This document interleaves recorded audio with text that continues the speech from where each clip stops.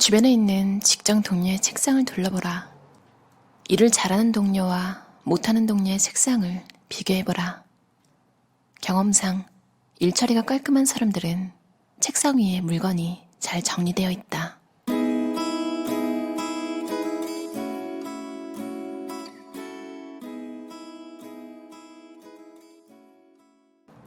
일론 머스크와 빌 게이츠에게서 배우는 시간의 힘이라는 부제를 달고 나온 442 시간 법칙이라는 책인데요.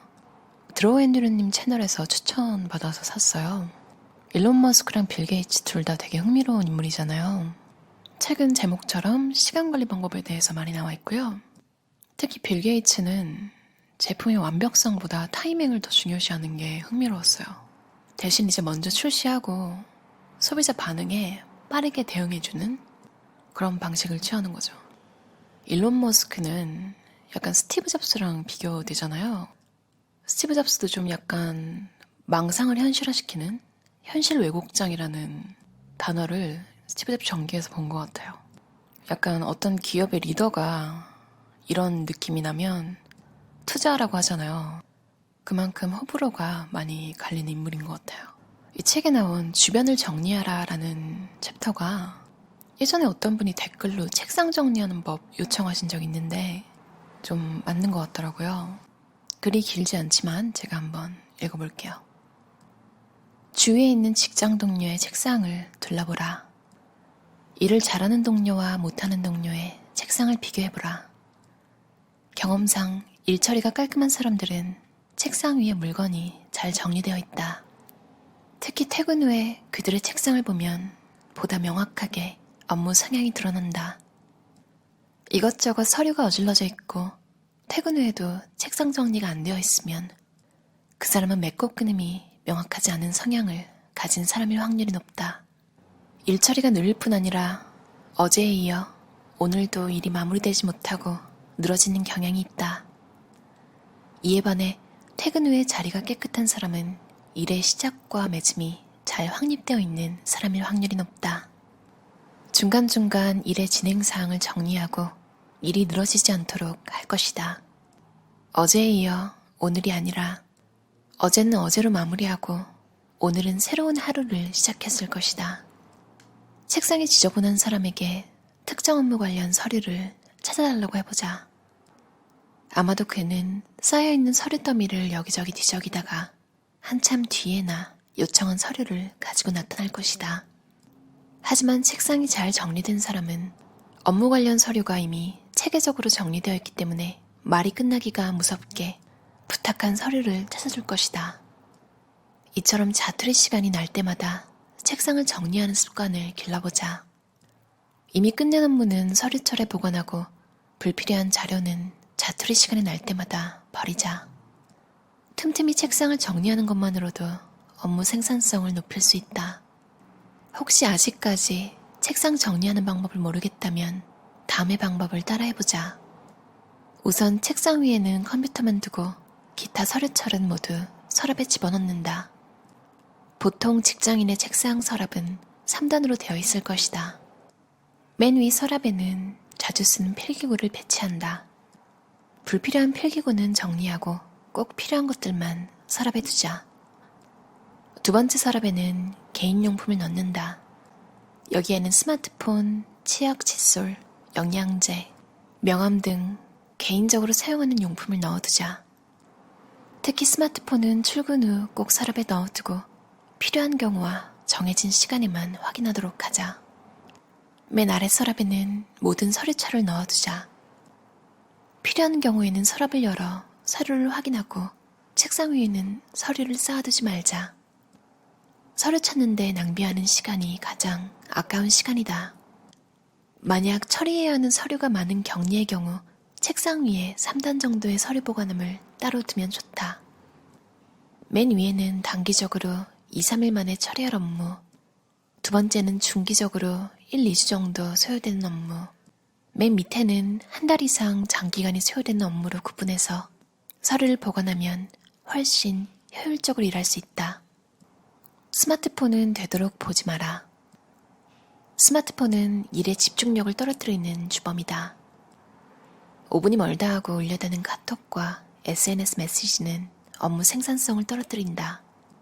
주위를 둘러보면 몇몇 직원들은 컴퓨터 모니터 옆 가장 잘 보이는 곳에 스마트폰 거치대를 설치해두고 일을 한다.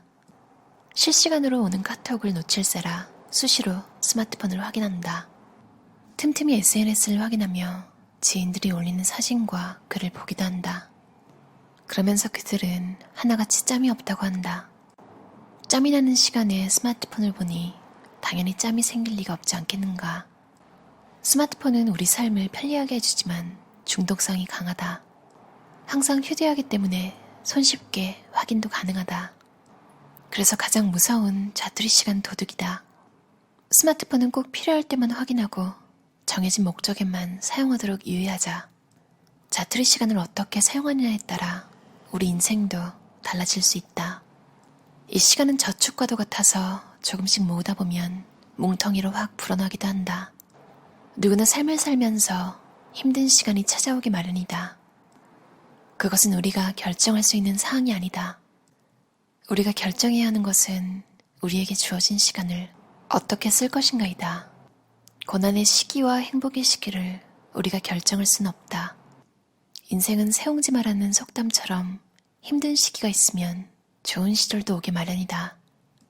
좋은 시절에는 닥쳐올 화를 대비하고 힘든 시기에는 복이 되는 시기를 준비해야 한다.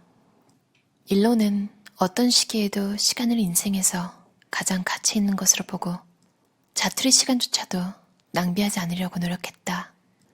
특히 그는 휴대폰이나 이메일이 자신의 시간을 방해하는 것을 끔찍이 싫어한다. 그래서 최대한 할 일을 계획하고 계획된 시간에는 집중해서 일하고 그 외의 행동은 가급적 삼간다. 남는 자투리 시간에는 스마트폰을 보기보다 책을 읽는다. 독서는 지금의 일론이 있게 만들어준 스승이다. 일론은 어린 시절 하루에 10시간 이상 책을 읽는 데 썼다. 일론은 훌륭한 인물의 업적을 그린 위인전을 좋아한다. 스티브 잡스의 위인전을 흥미롭게 읽었고 벤자민 프랭클린을 자신의 영웅으로 꼽는다. 성공하기 위해서는 공통적으로 해야 할 것이 있다. 바로 독서다. 우리는 독서를 통해 수십, 수백, 아니 수천 년의 지식이 담겨있는 책들을 몇 시간 만에 자기 머릿속에 넣을 수 있다. 특히 수백 년 이상 된 고전을 읽는다는 것은 수백 년 된 산삼을 먹는 것과 같다. 하버드 기숙사를 담당하며 오랜 기간 학생들을 관찰해온 사람의 이야기를 들어보면 성적이 좋은 학생들의 비법은 의외로 단순했다. 과제나 시험 공부를 마감기한 10일 전에 끝내는 것이다. 한 번에 하나씩 일을 처리하기 위해서는 매일 아침 그날 할 일을 목록으로 만들어야 한다. 그리고 그 목록의 일들에 대해 하나씩 우선순위를 정하고 우선순위에 따라 하나씩 일을 처리해 나가는 것이 좋다. 단일 작업을 하며 차근차근 하나씩 일을 끝내는 것이 가장 빠른 방법이라는 사실이었다. 별것 아닌 것 같지만 이를 실천하기는 쉽지 않다. 결국 성공의 비법은 여러 가지 일을 한꺼번에 하는 것도 아니고 마감 기한에 닥쳐서 효율성을 최대한 끌어올려 일을 하는 것도 아니다. 오히려 일을 순차적으로 하나씩 끝내는 것이다. 막바지에 다다라서 일을 하는 학생 증후군은 다중작업을 야기하고 다중작업은 결국 일을 지연시키게 만든다. 다중작업보다는 단일 작업을 해라. 다중작업은 일을 지연시킬 수 있다. 나만의 마감 시간을 만들어 주어진 시간보다 빨리 일을 마쳐라. 빌 게이츠는 완벽함보다 타이밍을 더 중요하게 생각한다. 완벽함을 추구하면 시간이 훨씬 지체될 수밖에 없다. 완벽함의 문제점은 자기가 생각하는 범위 내에서만 완벽하다는 것이다.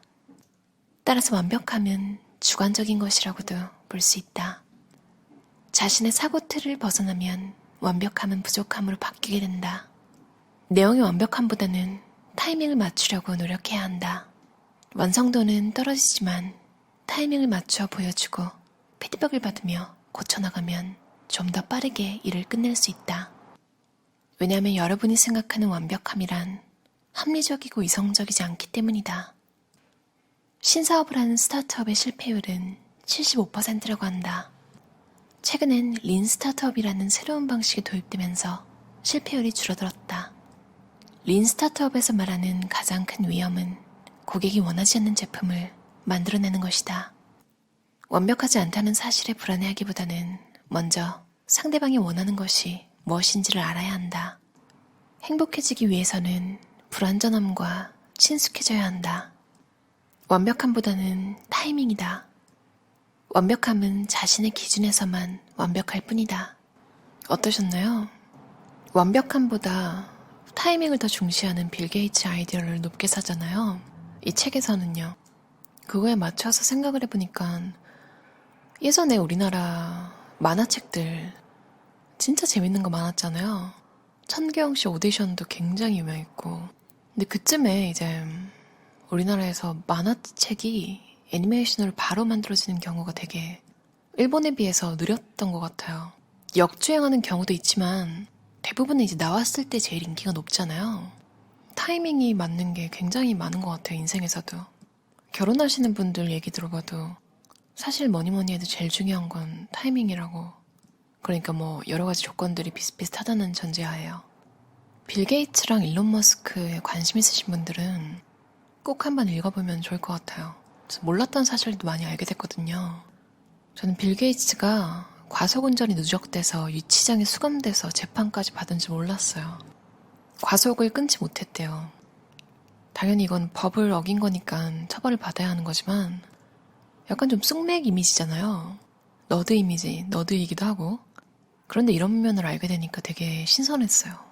일론 머스크도 일 중독이잖아요. 그러니까 여러 가지 사업을 하니까 일을 많이 하는데 그런 이미지 뒷면에는 또 파티를 한번 열면 엄청 크게 온다고 해요.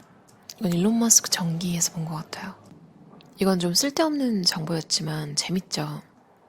442 시간 법칙이라는 게 일주일에 42시간 일하고 42시간 자고 42시간 개인 시간을 갖고 42시간은 자기 개발에 쓰는 것이라고 해요. 그렇게 딱 168시간 일주일 나눠서 쓰는 거죠. 한 10년 전쯤에 168시간 일주일 사용법이라는 책 굉장히 히트쳤었잖아요.